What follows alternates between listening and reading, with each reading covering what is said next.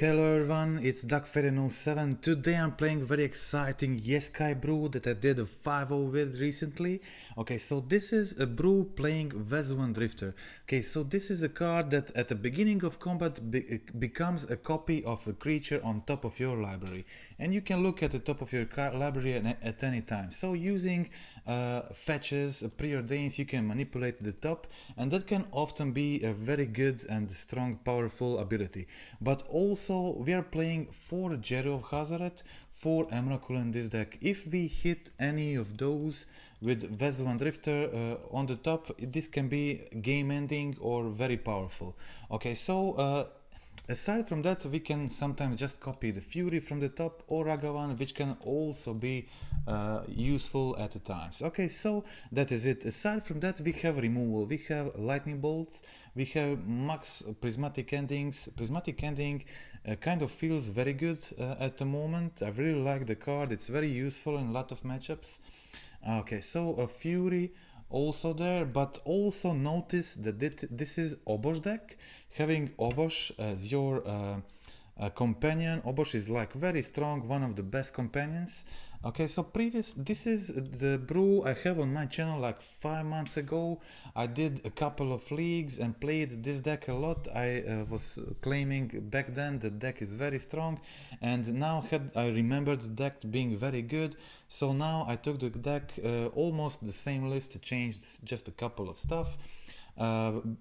Put Fable instead of Spyro that I had back then, put Preordain instead of Serum Visions, and yeah, that was it with some sideboard changes. Okay, the deck did amazing and felt amazing against most common matchups being played right now, and the combo aspect of a Drifter, of Through the Breach was very good at the moment, and gave me a lot of free wins and very easy wins. Okay, so also this Vesuvan Drifter is also feels like a very powerful card, and often just you play Vesuvan Drifter on turn 3, on turn 4 you just win the game. So that is what happens like in 20% of situation, literally in 20% of situation when you untapped with Drifter in a deck like this one, you win. So using the Preordain or using just finding Djeru or Emrakul on the top accidentally, or using the Preordain or some fetches or some other card draw, and that is it. Okay, so yeah. Other than that, we have two Through the Breaches in the main and 4 Fables. We use Fables to discard Emrakuls from our hands, put it back into the deck, and Through the Breach to use it when we have it in the hand to like try to win that way. Okay, so that is it. On the sideboard, Blood Moons, some Teferis, some Graveyard Hate, Artifact Enchantment Hate, 2 temporary lockdowns and 2 Chained to the Rocks. Chained to the Rocks is great against Murktide, great against Scam. Temporary lockdown is super good against Scales, Hammer Time, even often like Shadow decks.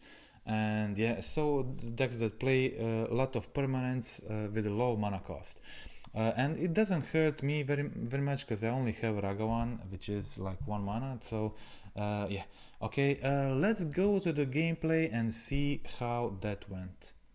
Okay, so in the match 1, I was playing against Cascade Beans.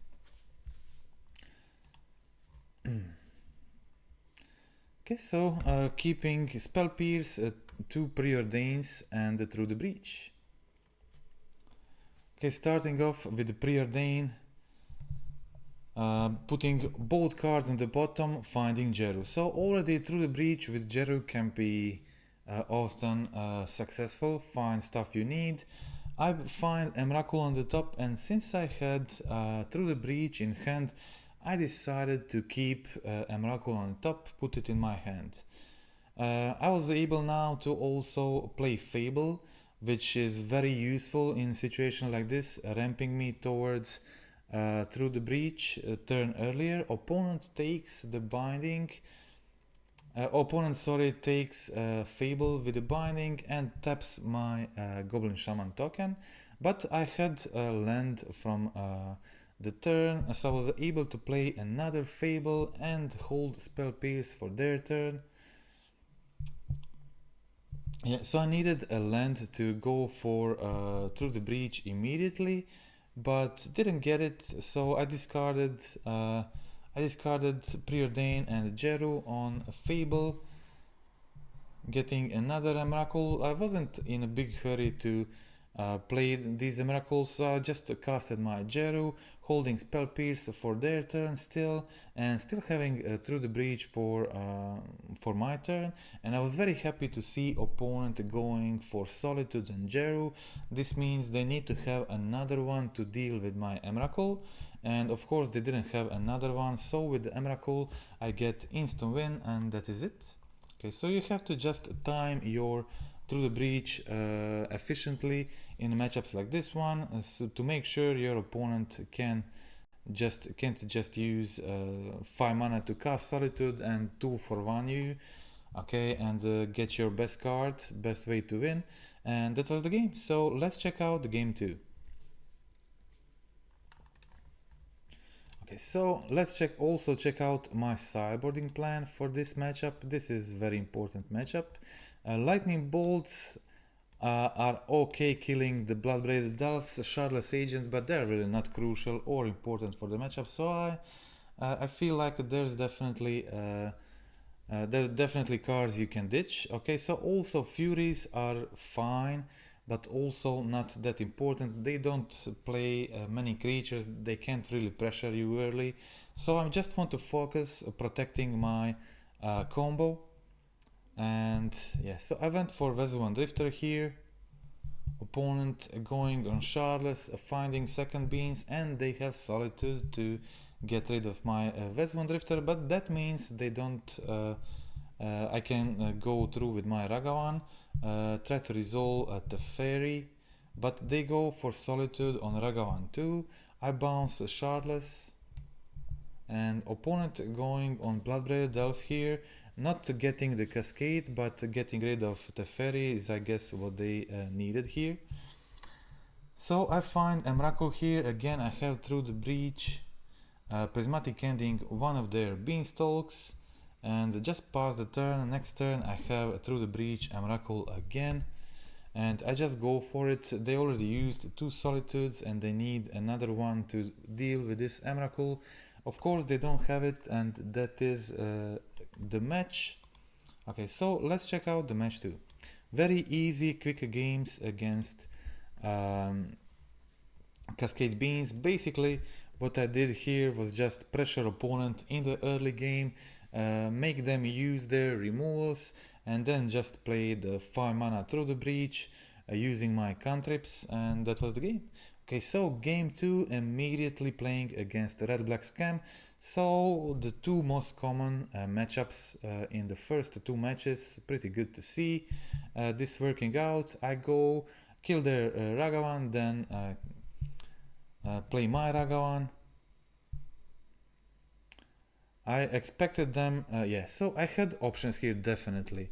Yeah, I was thinking about this, and yeah, this is like very interesting play. I think in most situations I would just go for Lightning Bolt in response to their scam spell, but I really wanted to put my Vesuvan Drifter into play. I had a feeling like they don't have a removal and I get to untap with Preordain. So I decided not to bolt their Ragavan, let them resolve their Undying spell, and I went for Vesuvan Drifter, shuffle there, make a copy of Fury, deal 6 damage to them with flying, also play the Fable, so I can check my top again. Next turn, opponent plays the Grief, takes my Lightning Bolt, scams the Grief, but also don't they know I have a Fury on top and Scalding Tarn in hand, so I can just play the Fury and then also try to copy something with Drifter, and that is the game. Okay, opponent concedes. Let's check out the game 2. Okay, so let's also check out my sideboarding plan for this matchup. This is also a very important one. Okay, so definitely spell pierces going out. Spells like that are mostly not good enough in this matchup, especially on the draw. So if your opponent scams you on turn 1 and leaves you with spell pierce in hand, that is like pretty bad. I always stream 2 Ragavans against all Bowmasters matchups, maybe not all but most of them. Okay, so I tried to use the Ragavan here. I was hoping they block, but I'm fine them not blocking. Ramping into the Through the Breach can be a way to win here. So I shocked in there, played the Fable and had to play the Ragavan to be able to try to block their creature from killing me, but opponent plays the Bowmaster and that is enough for the lethal. So that was the game. Let's check out the game 3. They had like pretty aggressive hands, definitely.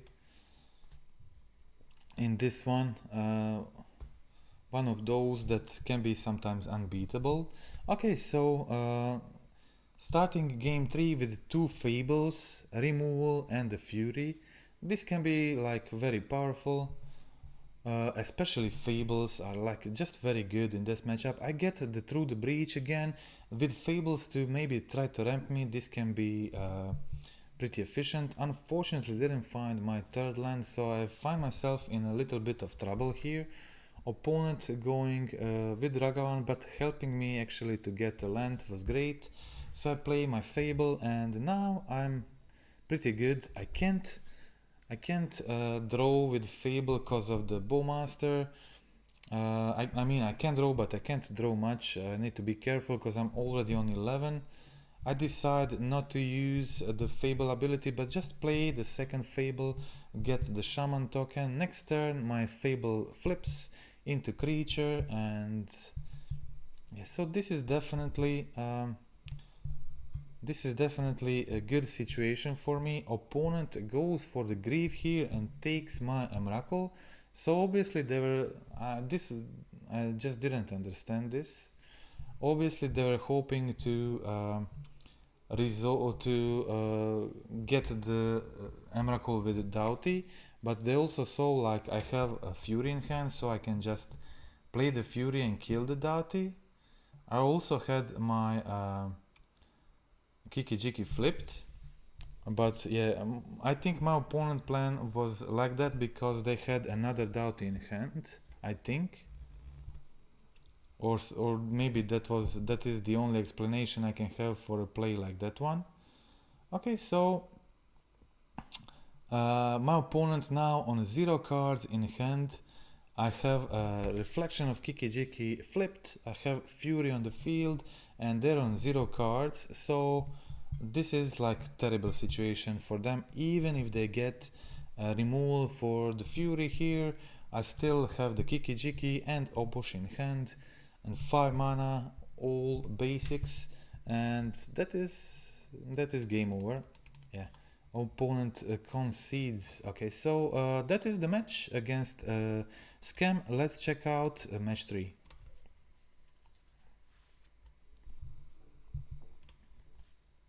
That was probably the closest match in this league. Okay, so let's check other match 3. Starting second with okay hand for this deck. A lot of lands is always decent, especially when you have a cantrip in hand. Unfortunately, opponent discards my Preordain and also takes my Drifter. They were playing this mono black. A great deck, mono black deck made by user self-asec, or I don't know how it's pronounced exactly, but the deck is very good. The guy has like 14 trophies this season playing only this deck, so it's not a meme. The deck is actually good, and it has the Grief Scam in it. It's mono black, and it has a lot of discard spells, dealing very efficiently with opponent's hand, getting the deck online. But in this deck, I had Prismatic Endings to deal with the wreck. I had Furies to deal with their creatures. They were able to play a second wreck, but yeah. So now I had Djeru with haste, getting Emrakul from the top of library immediately for the lethal, and that is it. Yeah, this is very cool. When I have 4 Emrakuls in the deck, so when Djeru hits the field, there is decent chance to hit Emrakul, and I did it in the first try, so that was it. Okay, let's check out game 2. Even if I didn't, like, I have Obosh in hand, so next turn I have another Djeru trigger. Djeru is dealing 10 damage, which is already very close to lethal by itself. And that was it. So game 2, let's check out my sideboarding plan for this matchup. As I said, against all Bowmasters decks I take out 2 Ragavans. Also, Spell Pierces are not great against Saga decks, so that goes out too. I wanted some Wear Tears as additional removal for the deck, and yeah, that's basically the most important changes here. I used my Fury to kill the Bowmasters immediately. Unfortunately, they had another one, but that is totally fine. Okay, so I played the Vesuvan Drifter. Currently have another Drifter on top. And Through the Breach on top of my library with Emrakul in hand, obviously can get me the game very quickly. I don't have another land at this point, but I have the Goblin Shaman token on the field providing me the mana I need. So yeah, I didn't use the Fable, I just attacked with Goblin, getting me mana to be able to play Through the Breach next turn, play my Vesuvan Drifter immediately as a blocker for the next turn, and opponent basically just untaps, and they know my hand because they played Totsis and they concede, so that was the match. Very quick games there, very quick wins, so let's check out the match 4.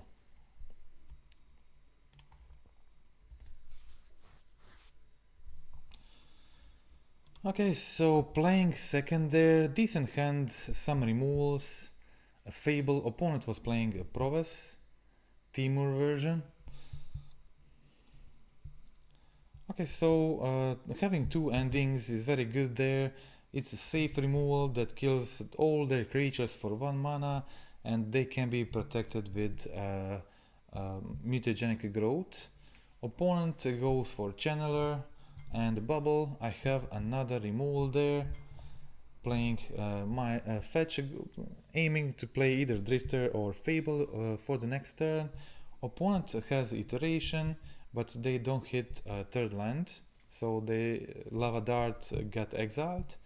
I had multiple options here. I was thinking about this and I decided to go for the Drifter. Yeah, so the maybe Fable was safest option, which, yeah, but the Vesuvan Drifter kind of has that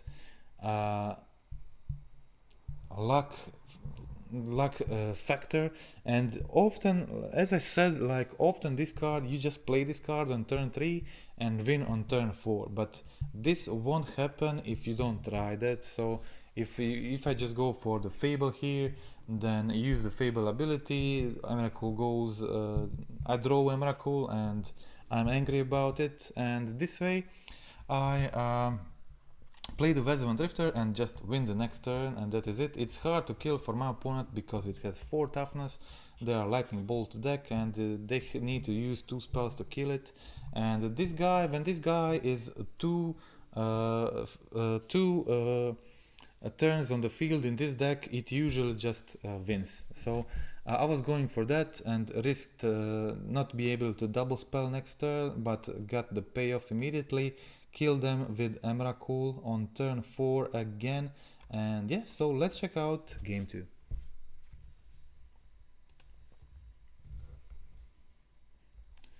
Okay, so let's check out the sideboarding plan for the Prowess.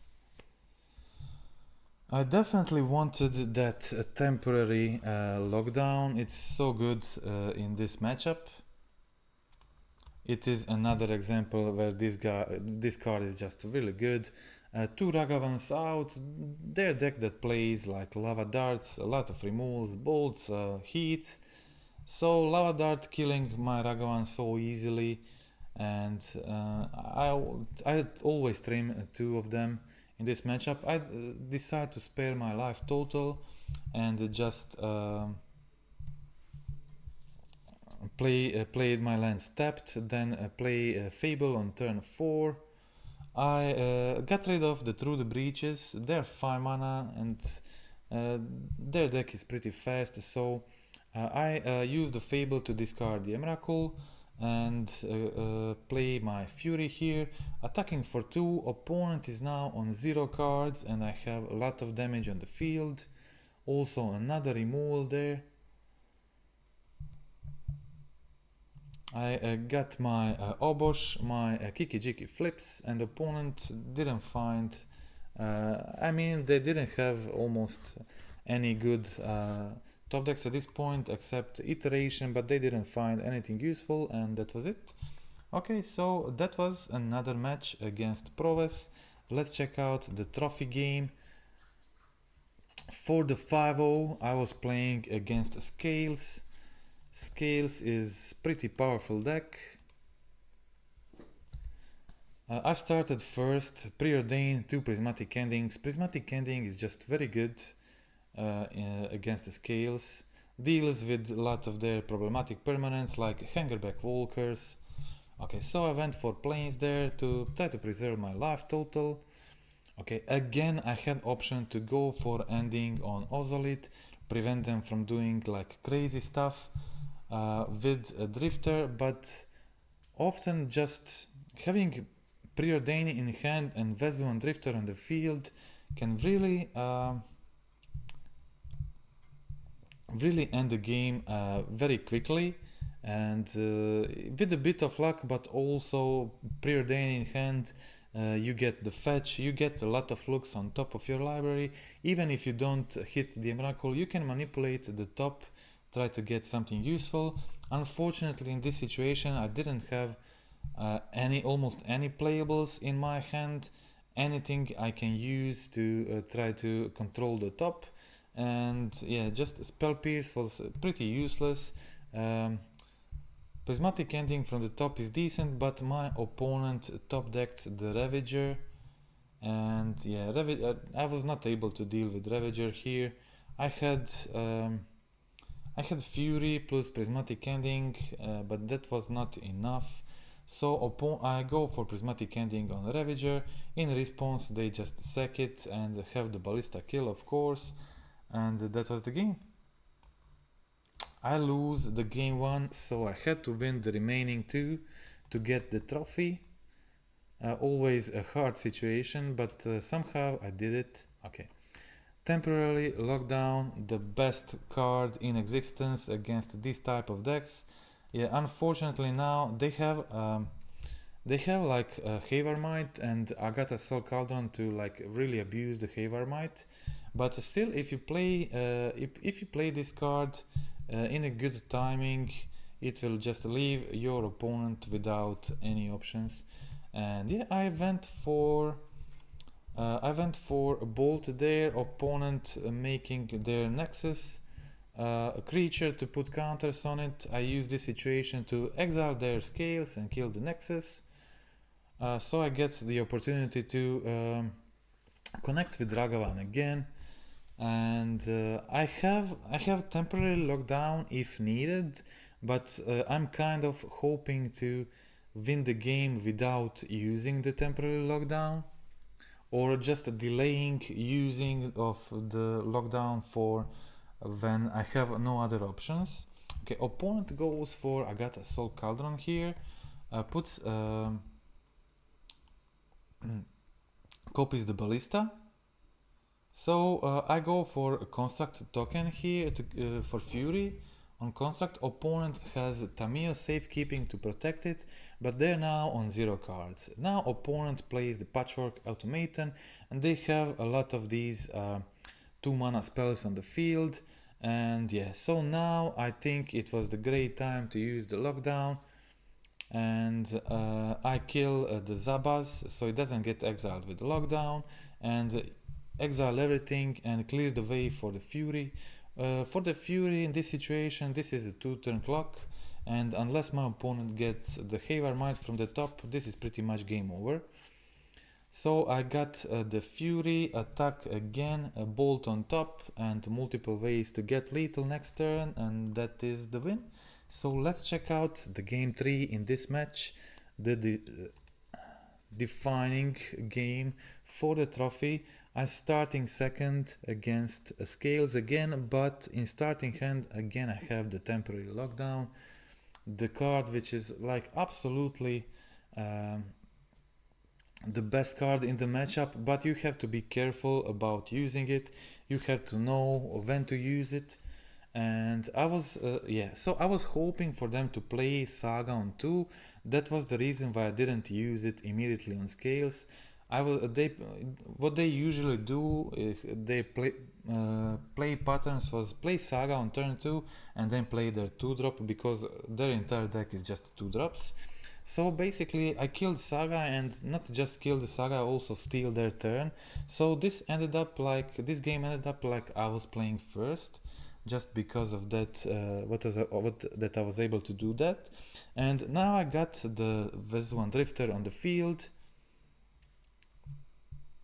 and I got the temporary lockdown again, taking 3 very relevant permanents from my opponent hand, copying Fury with Vesuvan Drifter, attacking for 6.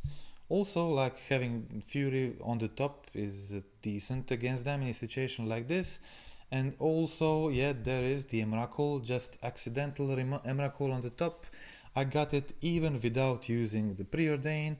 Emrakul is the best hit, but often, like a Djeru, can be pretty powerful too, also often leading to immediate win with finding Emrakul again. And that was it, that was the match. Yeah, temporary lockdown was like really the MVP of this matchup.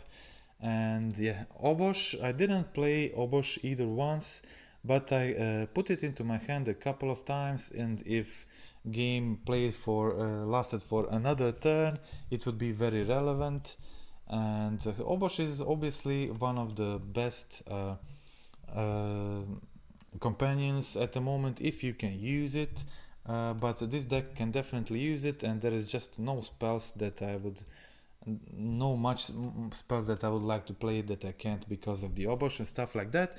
So Obosh fits in here perfectly, and I think this deck is really powerful and has definitely large potential.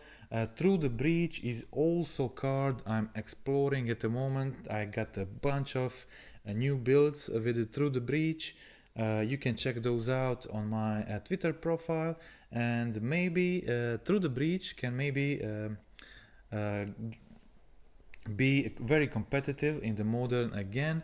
And I think it is very reasonable and decent strategy against bean decks, and also lot of decks actually, like Scales is also can do anything about this.